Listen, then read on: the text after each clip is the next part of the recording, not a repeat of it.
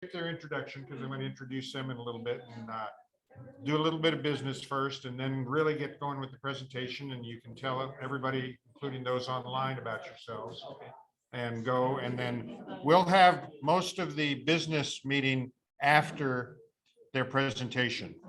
So for those online, they're in the waiting room. I'm going to admit all, and I should have repeated, I'll repeat this. Okay. View speaker. And oops, okay, I'll show you the gallery so you can kind of see who's online. We've got about 10 or 12 people out there on virtual land. And for those of you in the room and those of you on Zoom, the meeting is not going to start for about another 10 minutes or so, because we hope a lot of people from Aberdeen Heights who are finishing up dinner will come in through the doors and join us in just a little bit. And we have a couple people in the back of the room that will hopefully wave them on in and say, come on in. You're in the Ragtime concert hall with Cherry and Jerry playing some preliminary music. So I'm going to change the camera to the one that's going to get them, hopefully. And that should be working. And are you seeing just the one big one? No, oh, it's the group view. Hang on a second. Do I have to? Everybody's muted except you and me. I didn't join audio.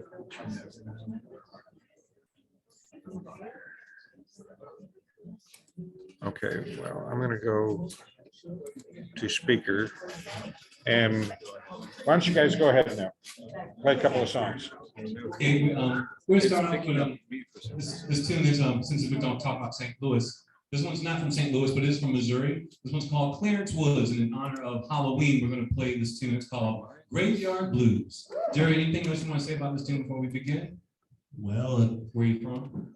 quick, Click on the right. Clarence Woods history is Clarence Woods grew up in Carthage, Missouri, and he played silent movie music in ragtime around Texas, Oklahoma, and Missouri. And later on in his life, he played calliope for the Barnum and Bailey Circus. But this tune here, he was a young man at the time. This is called the Graveyard Blues. It's from 1916, and it's a kind of good indication of how blues was starting to evolve from ragtime. And he was called the ragtime wonder of the South, so it's kind of a little virtuosic at the same time. 1, 2, 3.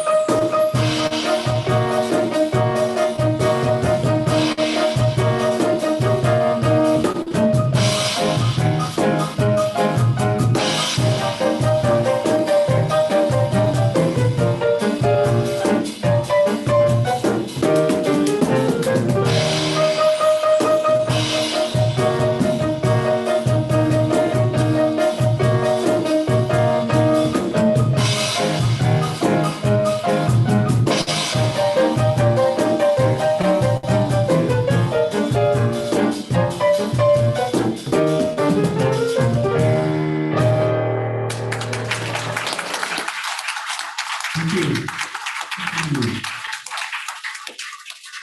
Thank you. It's called the Graveyard. Wow, there we are. Graveyard Blues. And yeah, we do a lot of music from the state of Missouri and just try to kind of do some well-known tunes and some off the beaten path tunes. And one of our favorite songs to play is by May Osterheide, and she's from Indianapolis, and she's considered the most famous woman ragtime composer. And long story short about her, her dad was a banker and a violinist, and her aunt was a pianist with the Indianapolis Symphony. And they tried to turn her into a proper young lady, but she wrote ragtime instead.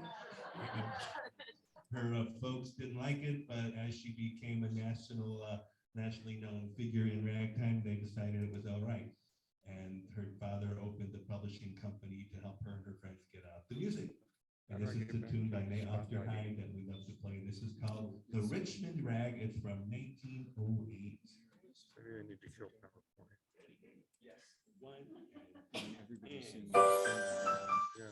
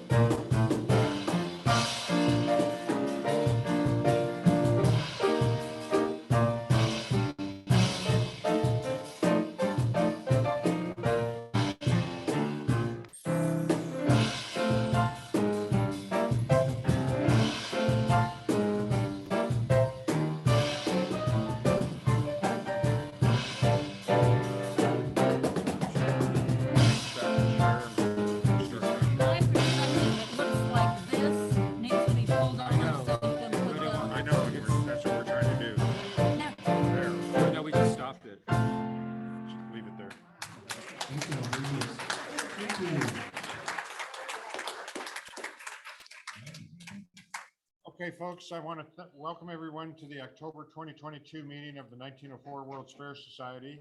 A little preliminary there. I want to thank Aberdeen Heights and Kim Moore for hosting us, along with residents Barb Cook and Larry Gross in the back of the room. Where's Barb? There she is up here. So thank you for working out this hosting arrangement for us.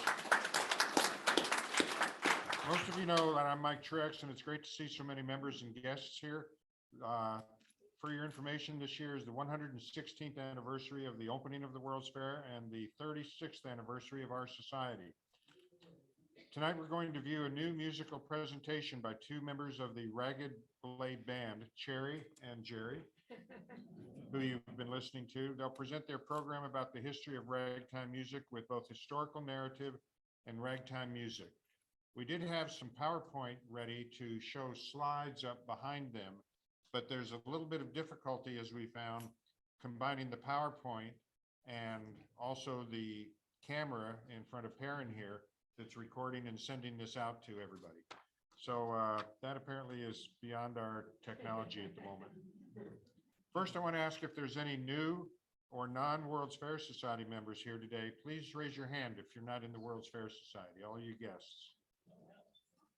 Okay, so how many of you folks are from Aberdeen Heights? Oh, all the same people. Yay.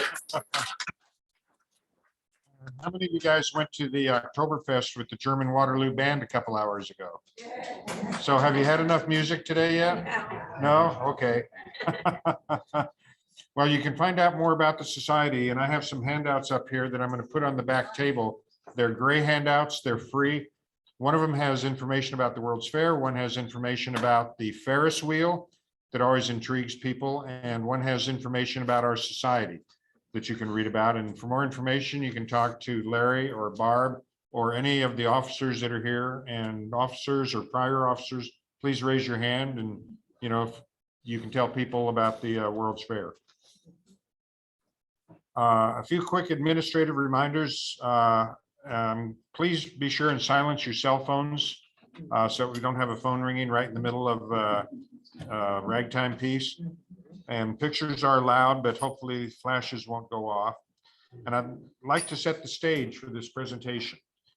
Tuesday, October 11th, 1904, fall was just beginning. Sound familiar?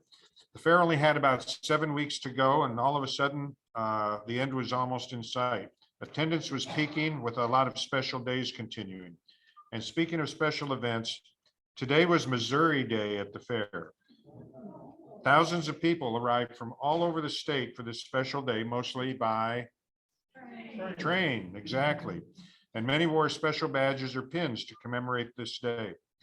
The official attendance was over 179,000, almost 180,000 people, which was only the fifth largest single day of attendance so far. I think St. Louis Day shattered all the records last month. Governor Alexander Dockery and many state officials reviewed a parade of over 5,000 people, including 3,000 marchers from the state militia. The hostesses at the Missouri Building distributed over 100,000 souvenir bronze medals, and I've got a couple, and I think Jerry has the rest. And more importantly, they gave out 10,000 free sandwiches. Now that evening, we all know where the Missouri Building was, on top of Government Hill. Behind the Missouri Building, 30,000 Japanese lanterns and prismatic lamps illuminated the forest behind, and over 5,000 people attended a reception. That must have been cool. But looking ahead to the fair closing in December, the LPE company formed a committee to begin planning for the restoration of Forest Park. Fair landscaper George Kessler was chosen to be the director of restoration.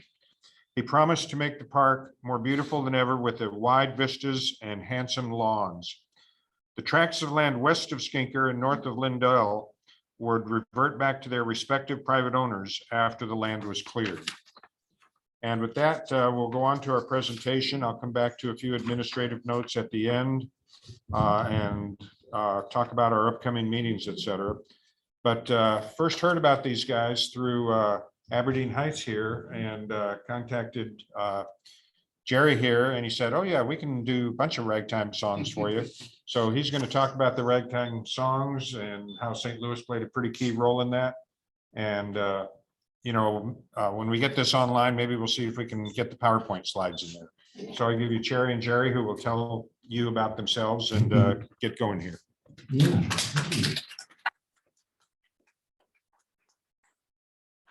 Well,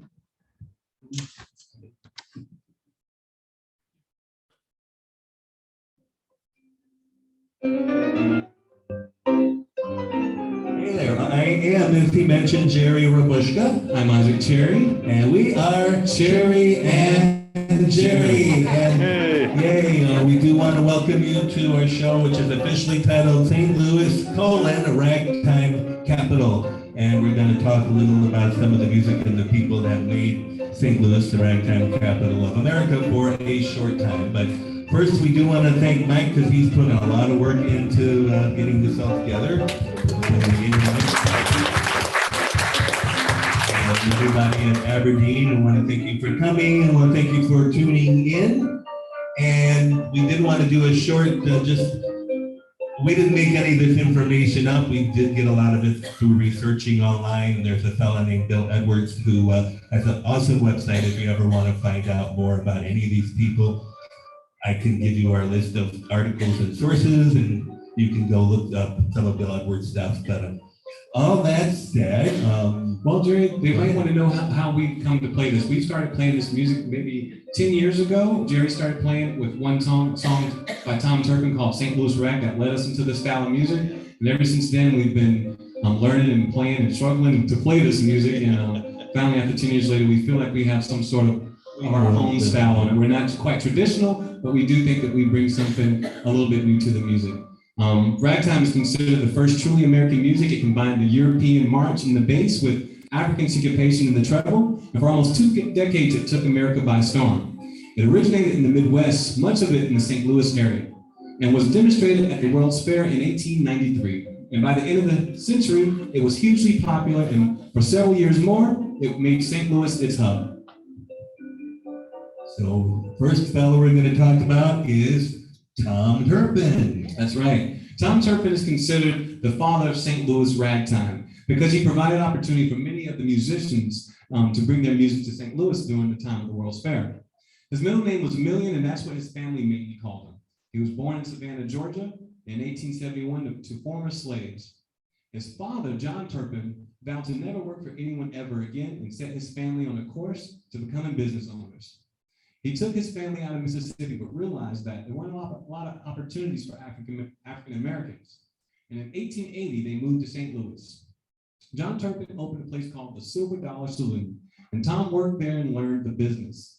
Tom became known as an entertainer more than he was as a composer. He really threw away a lot of his songs after his shows were over with, so we don't have a ton of his music left behind. But anyways, he was no stranger to making money. He published his very first song. It was an instrumental rag called the Harlem Rag in 1897.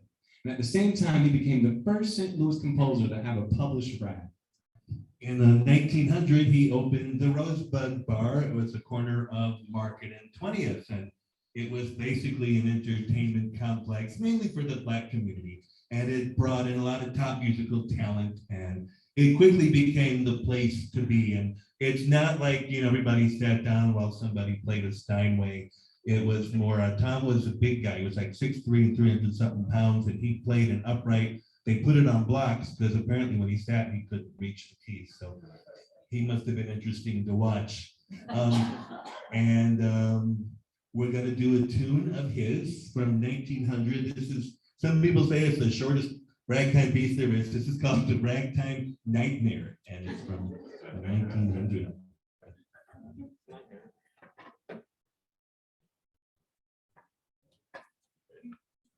One, two, three, four.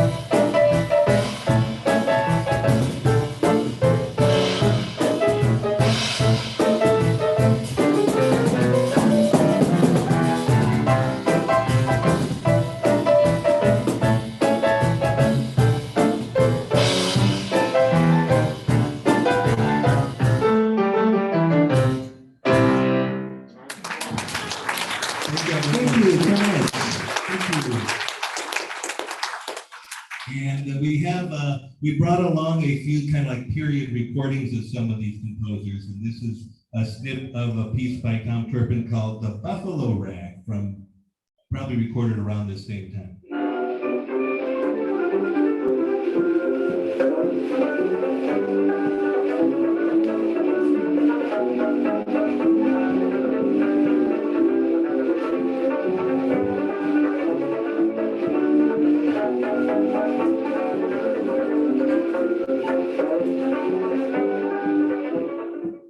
That's cool music. Was that sped up or is it actually that fast? They, in the early cylinders and records, you had to fit it in a certain amount of time. So they play things pretty fast to fit it in. Yeah, we're always told, not so fast, not so fast.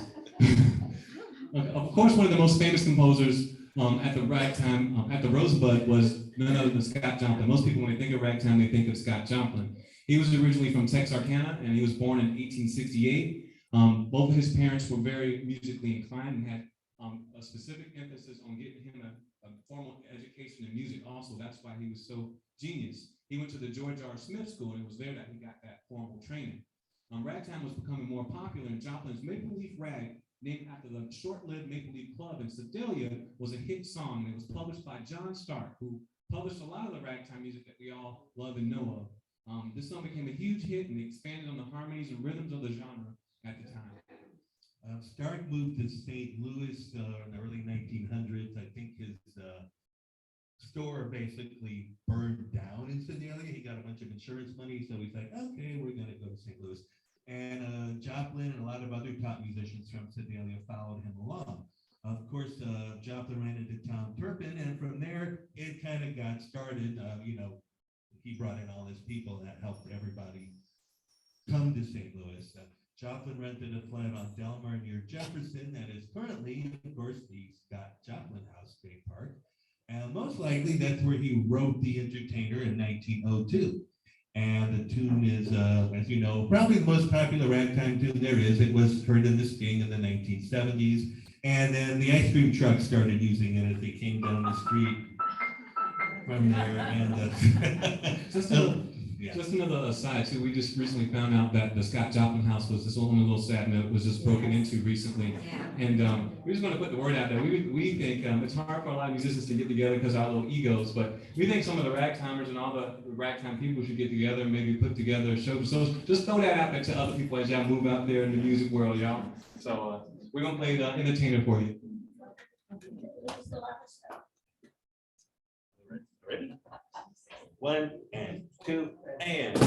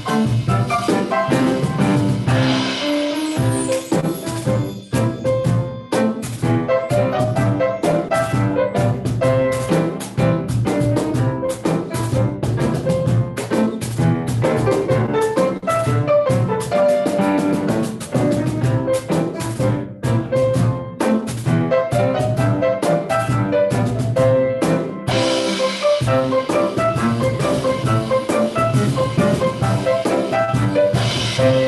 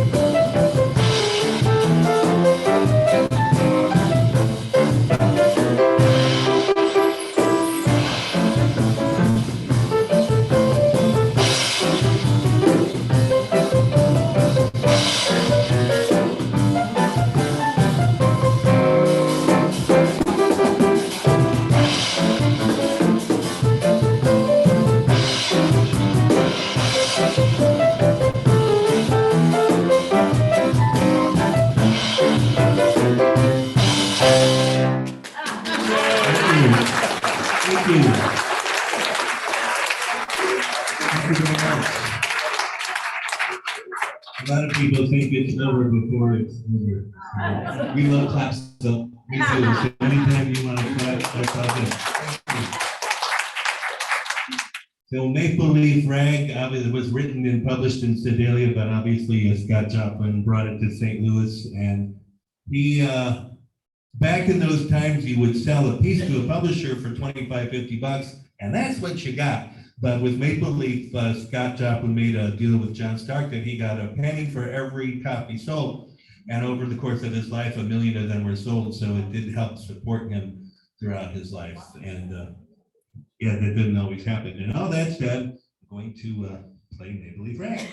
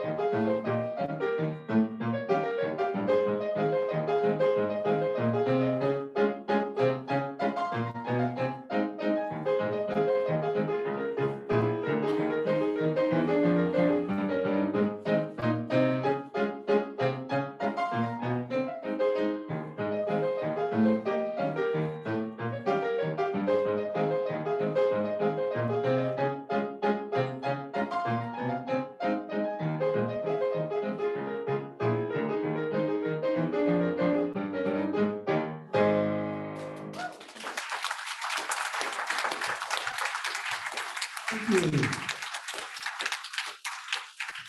Thank you very much. Appreciate that.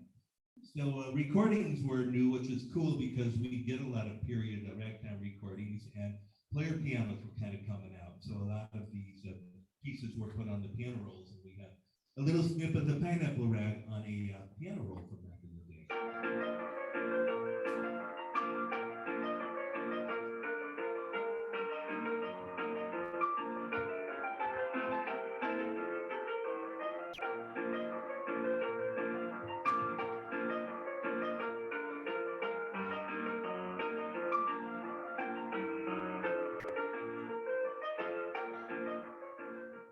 They're so fun. So now let's go to the World's Fair. A lot of the music was written in the fair's honor. We have a lot of songs, waltzes, dances, marches, etc., all about the fair. The Rosebud did a great job of getting business in 1904 as it overflowed with the musicians and entertainment that the fair brought to the city. Scott Joplin wrote the Cascades in honor of the waterfall at the entrance of the fair. It also came to the attention of James Scott, another great ragtime composer who was just getting started. Scott came from Neosho, Missouri, also from a musical family, and as his mother cleaned houses, he would play the pianos at the houses where he demoed. He also would play the compositions of the day as well as some of his own tunes. The publishing company, the Dumar's company, actually created a publishing company just for him to put out some of his very first tunes. One of the tunes was On the Pike, which was written for the World's Fair. The pike was the main drag of the World's Fair. And it figures into a lot of tunes and music about the fair at this time. James Scott eventually came to St. Louis. He wanted to meet Scott Joplin to help his career along. And some people say they met, some people say they didn't. So that's what I know. Joplin liked James Scott's music, whether he actually saw James Scott, he saw the music. He turned John Stark onto James Scott's music, and Stark published James Scott throughout the rest of his ragtime career. And saying Scott Joplin, James Scott, and John Stark in the same sentence is a tongue twister. But all that said, James Scott's an awesome composer, and he was 19 when he wrote On the Pike. This is from 1903. As I guess a lot of you know, the fair was supposed to happen in 03, so a lot of this music came out in 03 and then was moved on. So this is called On the Pike.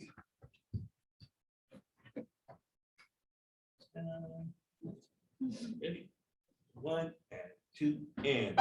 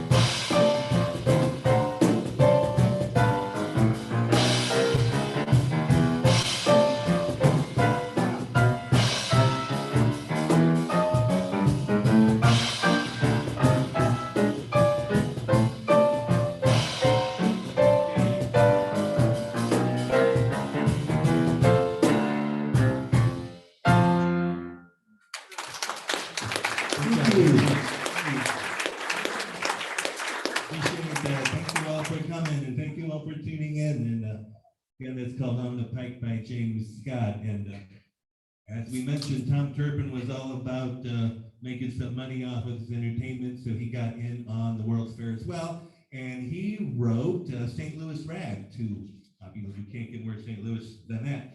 So this is it's the first ragtime piece I started learning, but And I actually wanted to give up on it because he dragged me down into this ragtime world. We met in New Orleans, and of course I've heard the ragtime down in New Orleans. I heard it everywhere, but I didn't really think much of it because I was playing rock and roll. But 10 years ago, he was like, "Man, this ragtime stuff." I'm like, "Well, no," and this song made me almost run away from it, but I figured out how to play it on this box, and so now I like it. all that's St. Louis Rag by Tom Turpin. Yes, 1 and 2 and.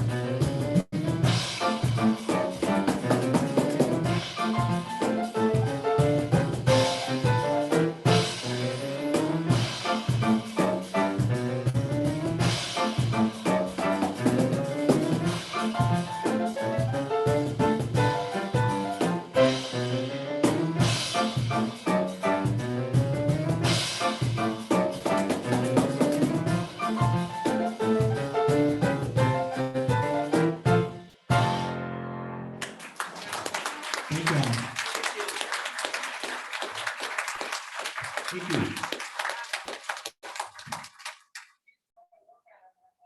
Yes. Somebody invited me to do what I wanted to do, and it won't. You ought to see the punishment the piano is getting from his. So after the fair, the Rosebud declined and closed in 1906. Some Black musicians were feeling they weren't getting their opportunities here, so they looked elsewhere, such as Chicago and New York. And as they began to migrate to Chicago and New York, many of the entertainers stayed behind in St. Louis. Turpin was one of those people who stayed behind in the entertainment business here, running bars and operating a theater with his brother Charles. He wrote a lot of music for shows, but we don't have any of it because he threw most of it away, like I mentioned earlier. He served time as a deputy constable, and while Charles became the first African-American elected to public office in the state of Missouri. He was elected constable in 1910. Meanwhile, the James Scott, eventually he lived in Carthage till somewhere around 1914, and then he moved up to Kansas City, and he taught music. He headed up an ensemble, and he played accompaniment for silent movies throughout the 20s, and then moved into jazz and blues in the 30s, and he lived till about 1938. Now, along with kind of the big names in ragtime, there were some lesser known personalities in St. Louis who wrote some pretty cool stuff, and we're going to kind of look at some of them right now. That's right. There are also a lot of ladies in ragtime. A lot of people don't know that women wrote ragtime music too. Part of that is because of history, the way women were kind of erased in some ways. They didn't put their faces, they didn't think that women could actually sell sheet music back then. And so that's its own story. But anyways, Irene Giblin, we're going to talk about Irene Giblin, who lived in St. Louis her whole life. She was born in 1888, and by the time she was 14, she was recognized as quite a piano talent. For my generation, I connect her to as being like the ragtime Britney Spears. After school, she would play piano in downtown St. Louis in the music department at the Grand Leader Department Store, and later on at the Sticks Fair in Fuller. She advertised music published by the Remick Company, and by the time she was 16, she had published her very first rag called The Chicken Chowder. This was a very popular tune, and it was recorded by some of the famous musicians back in the day and arranged for dance orchestras, and a publication called the Music Trade Review recognized her as St. Louis's youngest composer. We have a snip of Chicken Chowder. Oh yeah, we do have a snip of it. This is by a fellow named Bess Osmond, who was a well-known banjo player back in that day. So I think this is from 1906, 7, something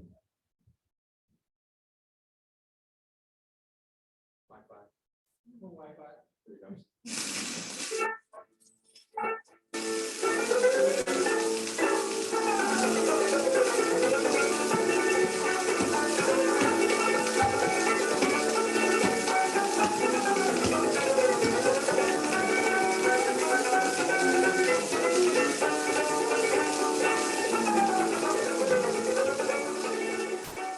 Side note, I always like to say, if you can imagine Irene Giblin, a 16-year-old middle-class young lady, was not allowed in most of the places where that was going on. Yeah. So in 1908, I think she was about 20, she got married and she became Irene Giblin O'Brien. And she had compositions published until about 1913. She published 9 or 10 rags in all, and a lot of times women, once they got married, they were, they had to take care of their husband and their kids, and they weren't expected to be composing, ragtime in particular, but in general. Nonetheless, she played piano all her life, and her son in a later interview said she had always liked ragtime the most. And she actually lived a long time in St. Louis. She lived here until 1974. Yeah, so she lived about 80-something. We're going to play a couple of her pieces. This first one is called Ketchup, and this is from 1910. And if you look at the sheet music cover, there's a ketchup bottle dancing with 2 clowns. So it's really interesting. Jerry, can I add one more point too? Yes. So when you think about this song, it's a slow drag. Just remember that dance floors were just starting to be put inside of clubs for the very first time. So people were starting to dance like the tangos and stuff, like dancing from privately to dancing publicly and dancing as couples and close together. Some saying too close together. So keep that in mind as you listen to this song. All right, you ready? 1 and 2 and.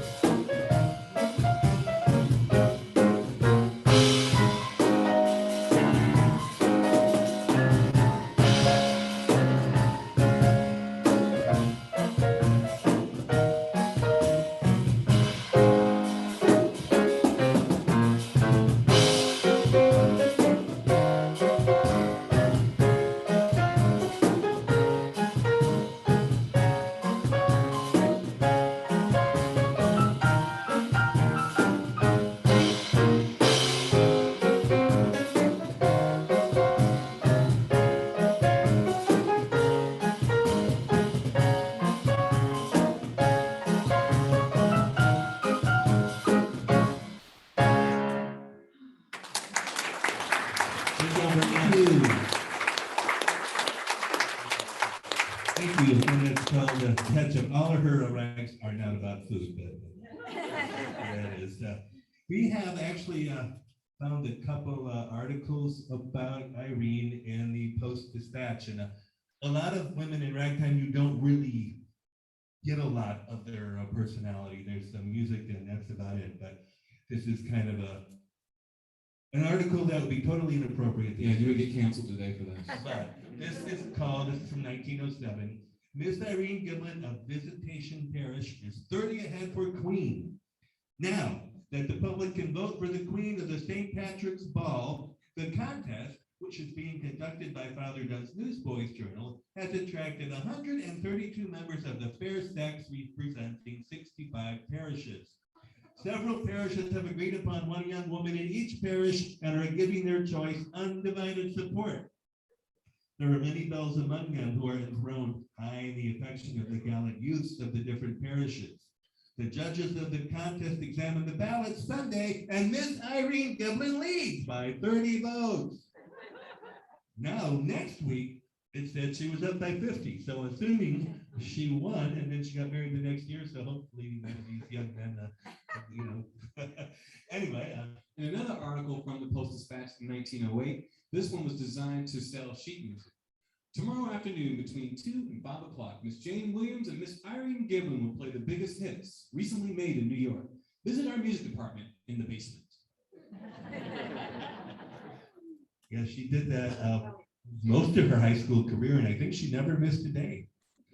So we got another piece of hers. This is from that same year, 1910, and it's called The Aviator, because as you know, airplanes were the thing. They were really new, and this piece actually gives you that good taken off feeling. So. I don't want to be attacked. All right. Ready? Yes, I think. 1 and 2 and. I'm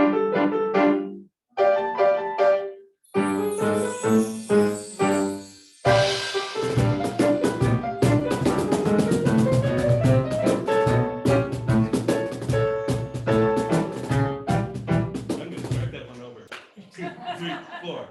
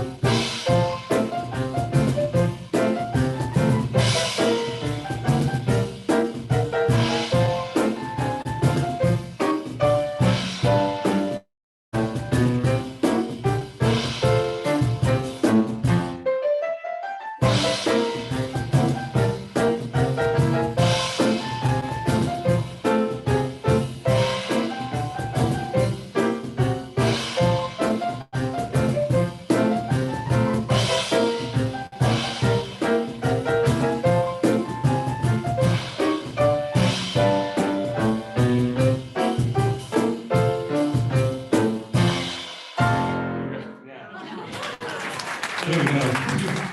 Live music. Thank you. That's the scary piece of the show, but it's cool too. And, These are like the scariest songs too. These are like. yeah, St. Louis did not cut you much slack when it came to this music. Show me state. We got a couple more composers for you here. Ethel. All right, Ethyl Smith. Yes, I'm not. Yes. I'm going to interrupt this for a brief commercial announcement. Aberdeen Heights people are certainly invited to fill out a little card that Larry Gross has, and he's got the pens. If you haven't signed up for an attendance prize, please raise your hand, and he'll give you a little card that we will pull names out of a box that I have over here when they're done. And you'll be eligible for an attendance prize. And while I'm shooting off my mouth here, I'll tell you what they are. They are souvenirs from the 1904 World's Fair. We have two bright and shiny silver plate spoons, one with General Grant's cabin on it and the other one with the Palace of Electricity on it. We have a souvenir from the Pillsbury booth in the Palace of Agriculture, I think it was. And it's got a picture of a girl kind of sitting on a big bag of flour, and it's a needle case. And then if that doesn't interest you, perhaps this will. We have a souvenir, what people call a tip tray to put cufflinks in or bobby pins in. A nice little piece of china from the World's Fair. So there's 4 drawings for an attendance prize. And if you didn't fill a card out to have a chance at it, please do. And Larry will get a card to you. And it looks like Ange is bringing up the things, and Cherry and Jerry, that's going to be your job to draw names out. Okay. When we're done. So I straightened that out in the back, and there's, even though it says members only, that's kind of left over from when we printed about 5,000 of those. And it is open to everybody. When we come into your house, et cetera, we want to, make everybody eligible. So with that, thank you for the time. Oh, no problem. All right. Well, Jerry, I have a question that is from what you just said. What do you mean St. Louisans didn't give Ragtime a chance? They didn't give it any slack. In other words, the pieces are hard to play. They didn't cut you a break as far as making these songs simple. That's kind of what I mean.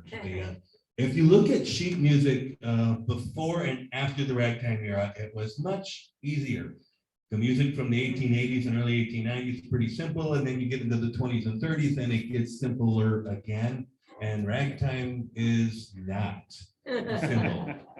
So that's what makes it very special and kind of like difficult. Yeah, if you really feel proud of yourself when you got one of these down. So I didn't mean it in a bad way. I just meant it in a way of, it's. you really had to bring it. You in St. really Louis. got to bring it. In 1904, this was the place to be. This was the New York. This was the place to be as far as a musician. This is the World's Fair. So people wanted to come to the Rosebud, which was like, I guess in its time, like the Cotton Club. It was the place to be if you wanted to be anybody and play there. And everybody was trying to, it was the new form of music. So that's true. But Ethyl Smith, this is another woman in ragtime. Her name was Ethyl B. Smith, and she was born in Kansas in 1887, and her family moved to St. Louis sometime around before 1895. She lived on Windsor Place, for you St. Louisans here that may know this. She lived on Windsor Place near downtown St. Louis. The house isn't there anymore, but she later lived on 5252 Delmar. This is about 3 miles west of where Scott Joplin lived. I don't know where that's at, but Delmar and Union. That's right. we have three pieces of music from her. The first is the most famous. It's called The Black Cat Rag, which she co-wrote at the age of 18 with Frank Wooster in 1905. This rag was arranged for orchestras back in the day so that people could dance to it. And so I'm going to play a little piece of this tune. It's called The Black Cat Rag. Right, Jerry? Right. This is a player piano version. Taking this a little second here.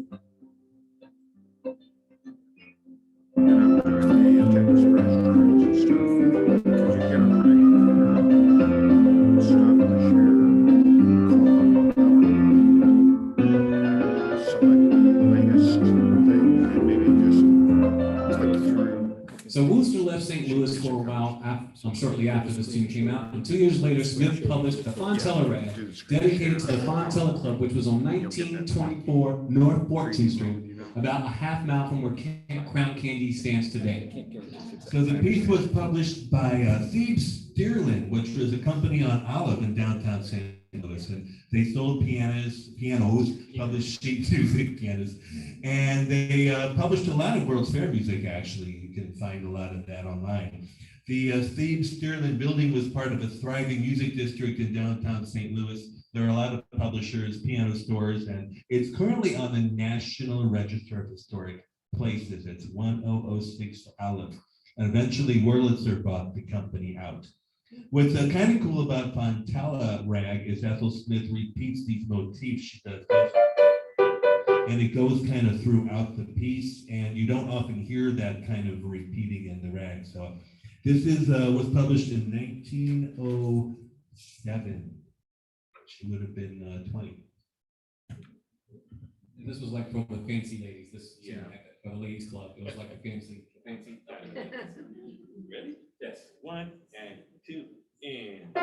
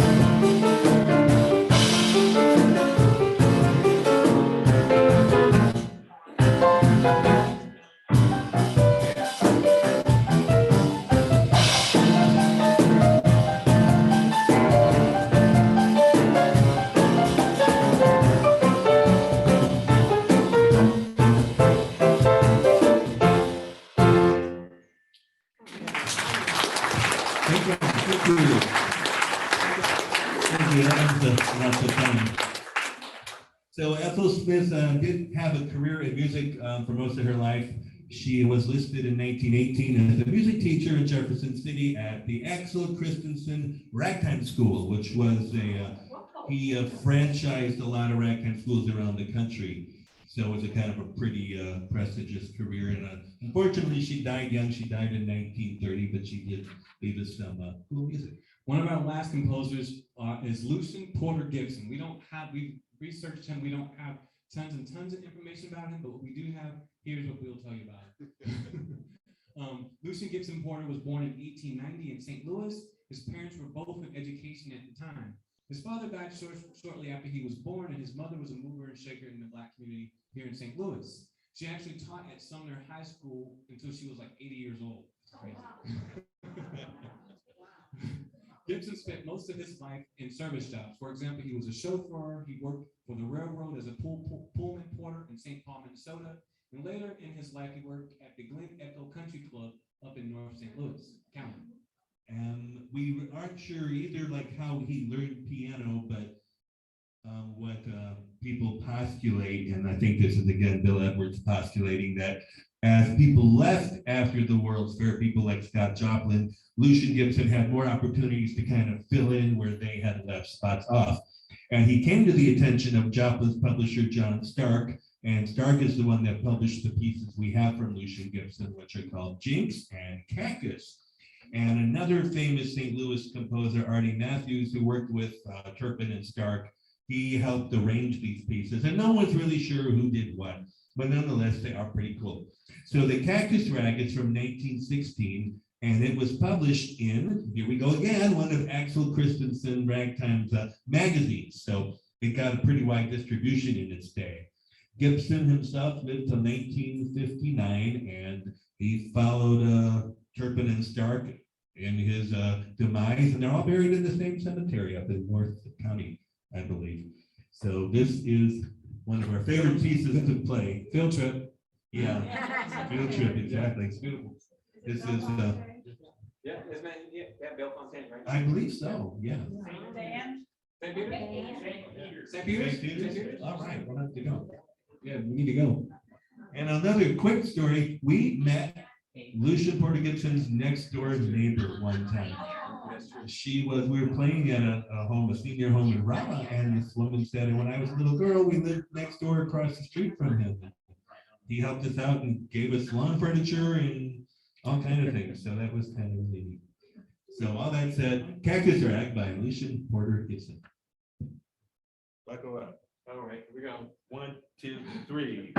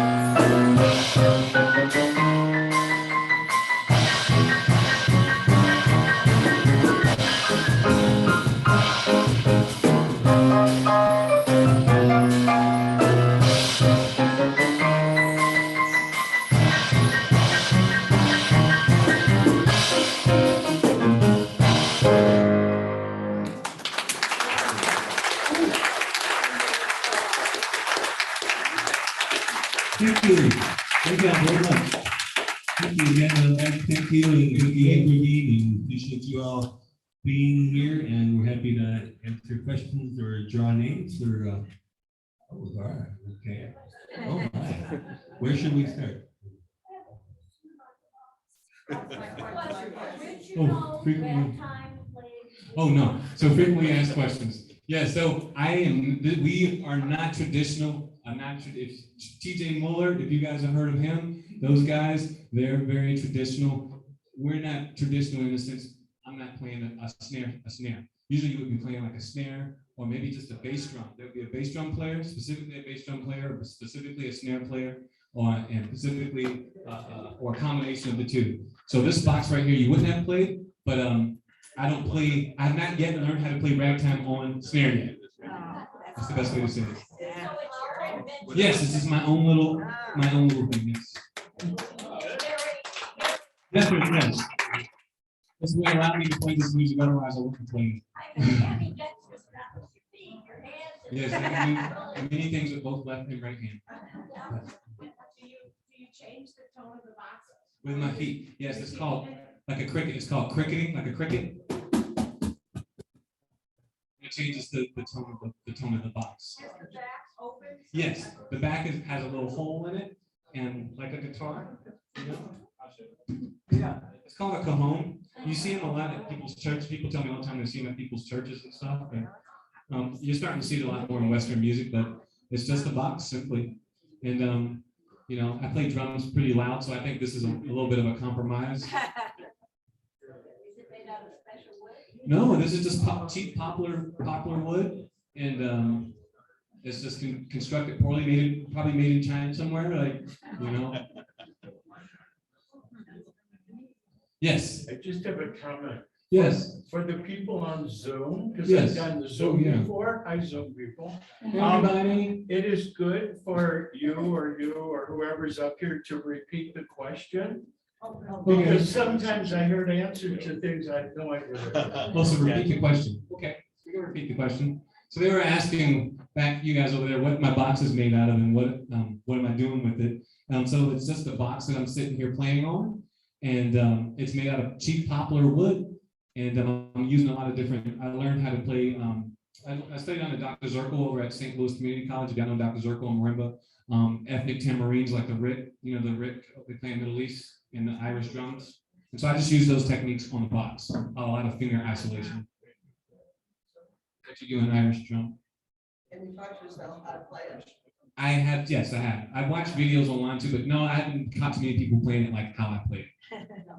Yes, but I hope so I can learn new stuff from them.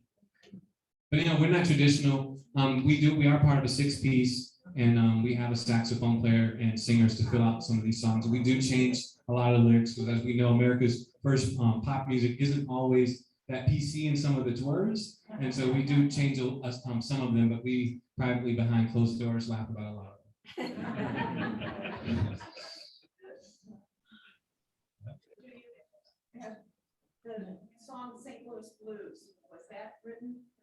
of the World's Fair?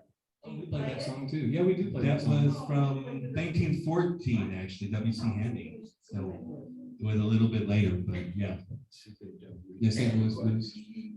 So Yeah. what were the years of ragtime? What were the years of ragtime, Jerry?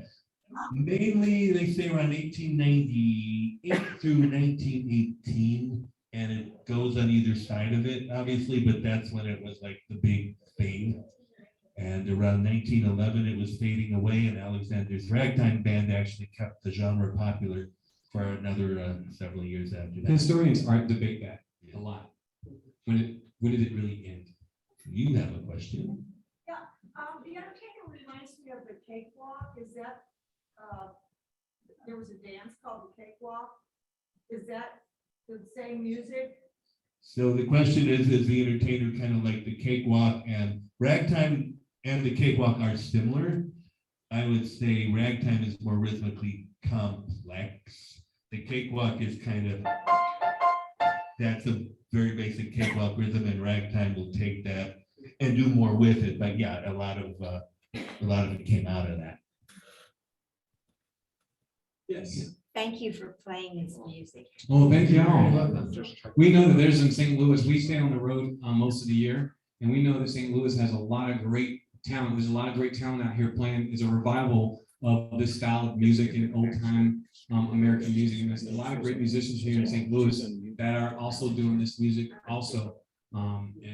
We also want to give a shout out to Bill Edwards, who we got a lot of our information from regarding this, because he spent most of his life researching this stuff. And so we always try to make sure that we plug and give respect to where it's due.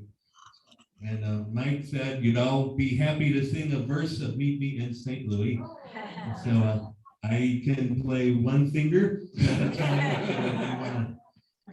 We're going to learn it now. We'll We said learn it we're going to eventually. learn it now because of this. But I just picked this up 3 days ago. So all that said, yeah, if you want to join in a little, I have a microphone. I'll give you a little intro and then we'll go from there.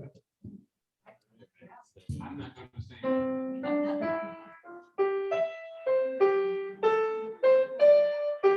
Here we go.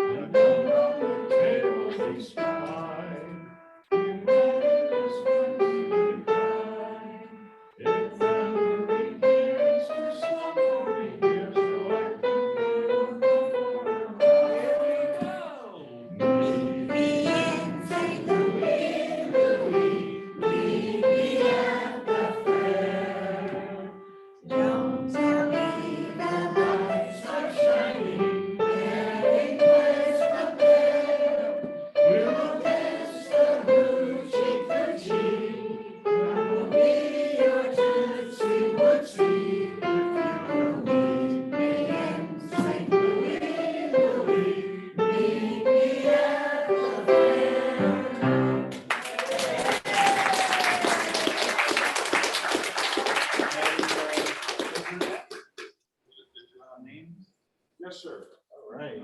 David's going to mess with the computer a little bit and see if he can pull up the covers. And when we call out your name, I'm going to put the prizes up here on the piano like I usually do, and step on the cord and cut things off. Mike, This way.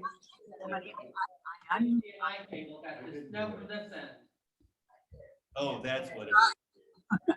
Oh, I know. Good eyes. okay, we'll try that then.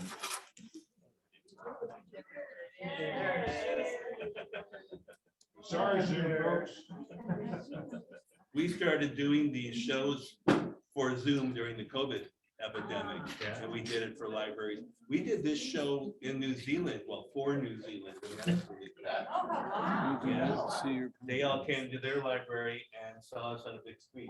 Yeah, we did a world tour from our basement. We played in New Zealand, Australia, Whistler, BC, And people, we forget here in St. Louis, people see us over in New Zealand and other places, they see us as a UNESCO heritage site. You know, the way you guys are keeping the tradition of the World's Fair. They see us as like, oh my God, you guys are like, this is what they seem like different to us, we seem different to them. You know, and they're like, oh, St. Louis, they know who we are over in New Zealand. So, yeah. That's what we said, really?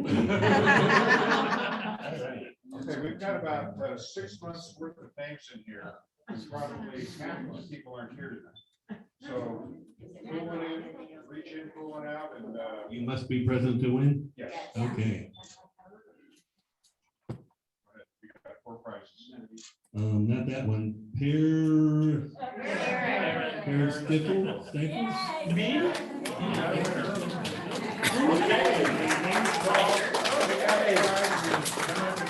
You need to shriek as loud as you possibly can.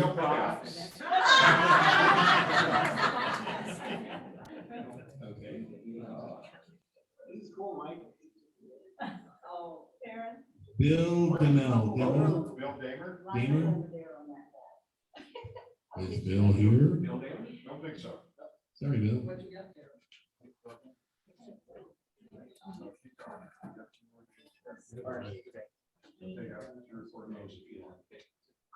This is Steve Buckholz. Steve Buckholz? That's from last month. He was at the meeting last month. Karen Karen Vitale. Vitale? There we go. Da-da-da-da-da. Come on down. You have to guess the price. He said. Vanilla Grimes. Oh. She's the first one. That's weird. Barb Cook. Pass and leave it for others. Thank you. Lonnie J. Looks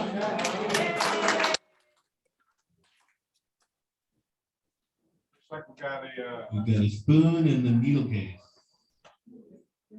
This is Ron Snowden.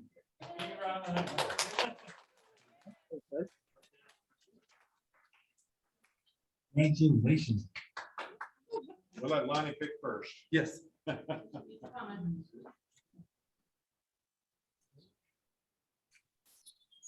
who picked the little China plate? Oh, okay, you want the dollar right for it? Shameless plug, we are on Facebook at Cherry and Jerry Music and on YouTube at Cherry and Jerry Ragtime Music, and you can hear us play some more of these tunes and some of these tunes if you're interested in following us around. Whichever one you want.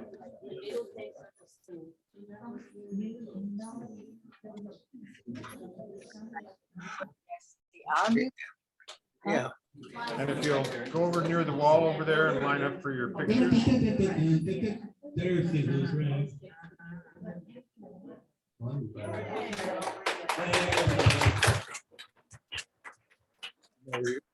Your side. Oh, you want to go over and stand behind them or? You want some bubble wrap?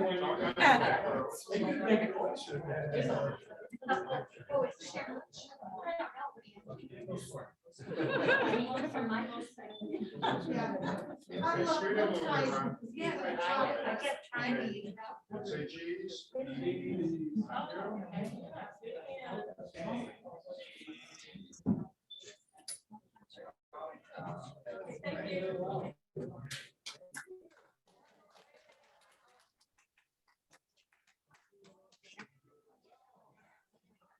We're enjoying these pictures. Thank I know I'm kind of you. time it a little bit so they can get through. Yes.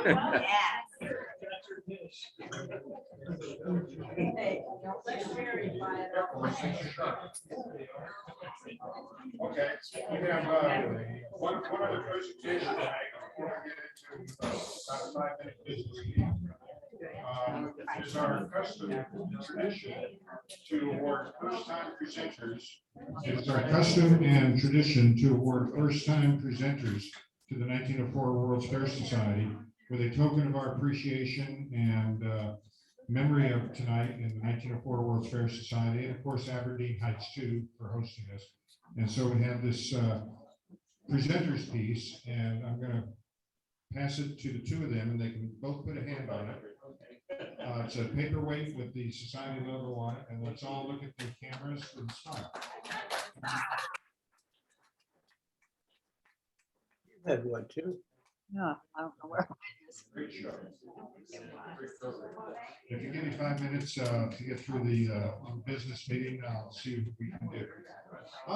And David does have the PowerPoint slides going by, and if anything makes you jump or kind of go, holy cow, you can go back to the beginning and run through them again or whatever. Okay, a few business things. In the back of the room is the fact sheet, the handouts I told you about. I'd like everyone to take one and give it to a friend. A reminder about the History Museum, the current World's Fair exhibit is going to be taken down in early 2023. So be sure and go see it again before it's gone. Finally, the annual elections for the society officers will be held next month, as required by our bylaws. How many people have got the email blast about the meeting tonight? How many people read about it? Yeah. And that there's a couple vacancies we're looking to fill. The first one is, and overall, the society needs a staff of good people to help run the society, maintain our high quality of member experiences. I've been acting as the program director for the past 10 years. And it's time to pass that responsibility on to someone else with new and fresh ideas. Things seem to come just to us without too much difficulty, and you repeat a few now and then. But I've got 3 or 4 things already lined up for next year, not specifically by dates, but things I know I'm going to be able to nail down. And of course, I and the other board and society members will be available to help this new person take over. It takes a couple of hours a week to line up the venue, coordinate with the venue and the requirements and the presenter, like with Cherry and Jerry here, but people are, pretty easy to work with most of the time. And as long as we don't have as long as you don't have technical difficulties in what I'm beginning to call the Aberdeen zone.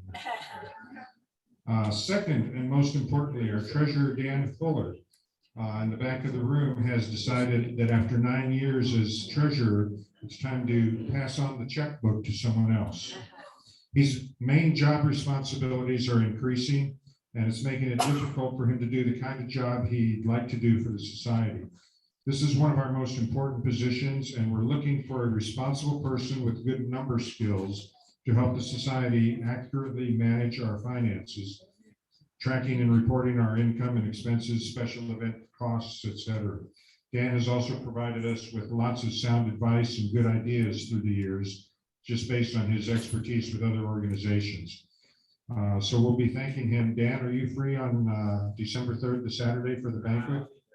You'll be there. Okay, good.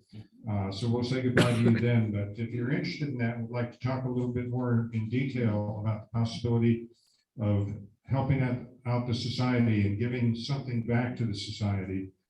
Please contact myself or Dan or any other board member. Board members, one more time, raise your hand, or former board members. Feel free to talk to us, and we'll be glad to give you a little bit more information. Finally, I'd like to give a quick update about the upcoming meetings and events. We got through September with several special events. Be sure and check the bulletin and website for more info. November 8th on Tuesday at 7 p.m. you get to stay home, and we'll have a Zoom only presentation, which was postponed for May when the presenter broke his hip. Frank Nickel from Southeast Missouri State University in Cape Girardeau will tell us about August Gerber's cast statues that were made in Germany. He'll tell us how they came to the World's Fair and that they are now owned and currently displayed at SEMO down in Cape Girardeau.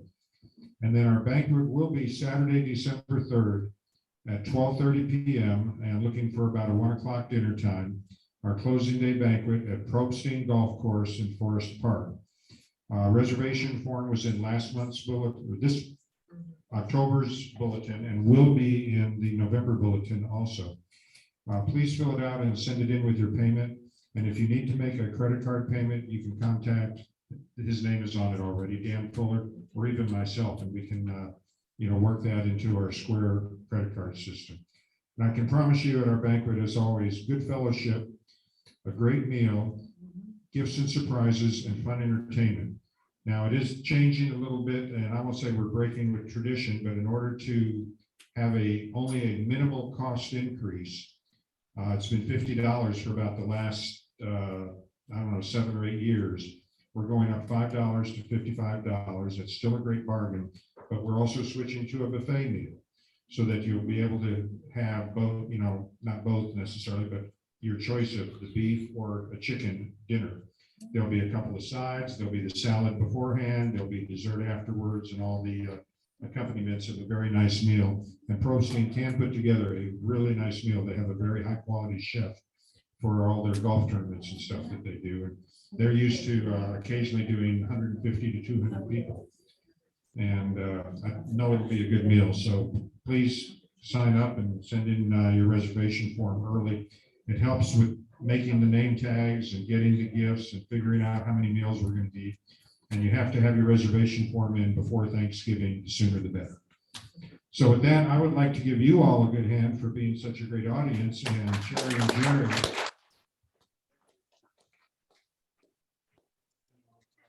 Like one last quick little announcement. I did call Helen Fitzgerald's down on the other side of 44 on Lindbergh, and I imagine myself, and just a quick count, how many people are interested in going to get something to eat afterwards? I see 4 hands up. Anybody else interested? 2, 4, 5.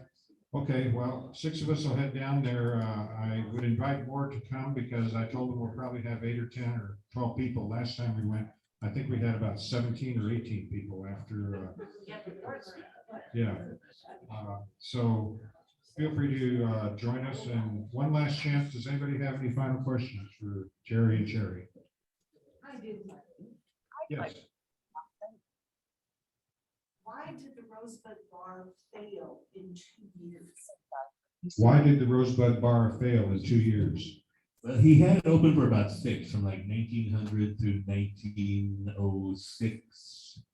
I don't know exactly. I think things run their course a little bit. And Turpin opened he went to other types of things. He went to other bars after that.